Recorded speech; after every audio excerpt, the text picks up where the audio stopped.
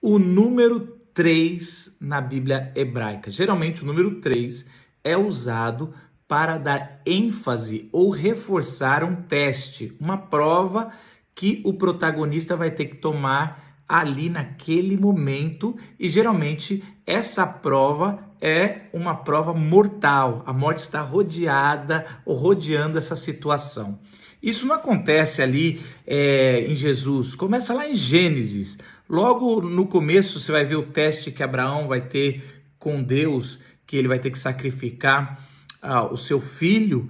Quando ele caminha, fala assim o texto, que no terceiro dia ele levanta os olhos e ele vê ali o monte que ele ia fazer o sacrifício.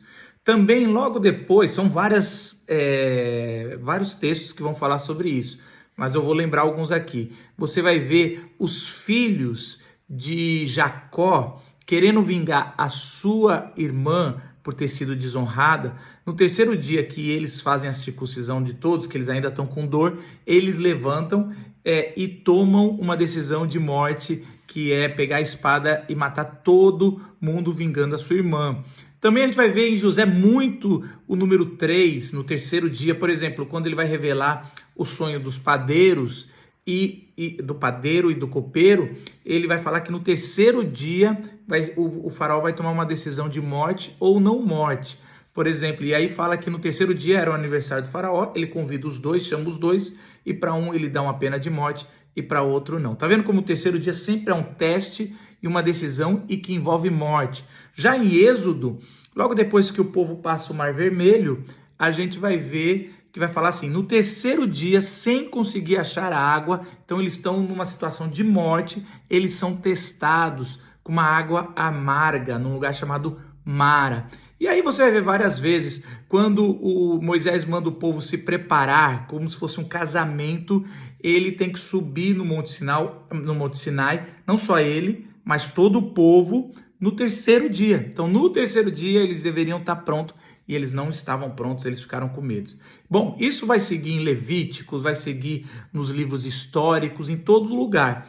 Mas a principal história que eu acho que ficou destacada por causa dos 3 dias, porque Jesus citou em Mateus, é a história de Jonas. Jonas, quando ele decide fugir do chamado de Deus, ele é colocado numa situação de morte, porque os marinheiros jogam ele do barco, e ele fica 3 dias ali dentro daquele peixe, numa decisão que ele tem que tomar uma decisão, se ele vai se arrepender ou não, e ele toma aquela decisão, e aqueles 3 dias de novo, muito mais do que uma exatidão de data, ali eles estão colocando numa forma indireta que vai ser tomada uma decisão no terceiro dia. Tá vendo? Você vai ver várias vezes, faz o teste, coloca terceiro dia ou 3 dias numa concordância bíblica, você vai ver o tanto que aparece essa decisão no final desse tempo, e é uma decisão que envolve morte, muito provavelmente.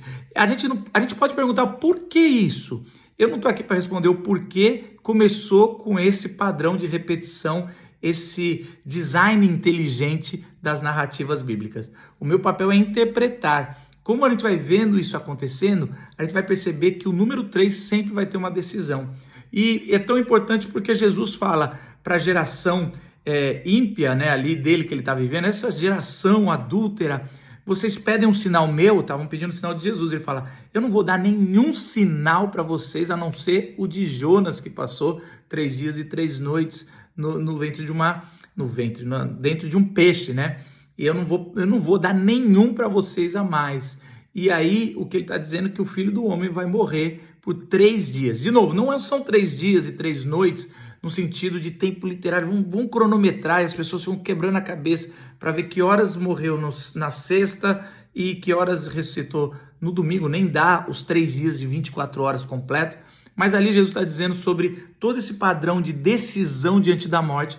Depois de 3 dias vai ser o maior sinal que Jesus é o Messias, o rei que estava vindo, porque na hora da morte e depois de 3 dias que ia confirmar ali aquela morte, a derrota dele, ele ressuscita, e esse é o maior sinal, é a ressurreição. Gostou? Gostou desse novo formato um pouco mais longo? Você quer mais? Todo dia eu vou postar alguma coisa, mas você tem que fazer uma coisa, curtir esse vídeo e compartilhar aonde você estiver aí nas suas redes sociais, tá bom? Então, amanhã tem outro número da Bíblia Hebraica. Tchau! Próximo!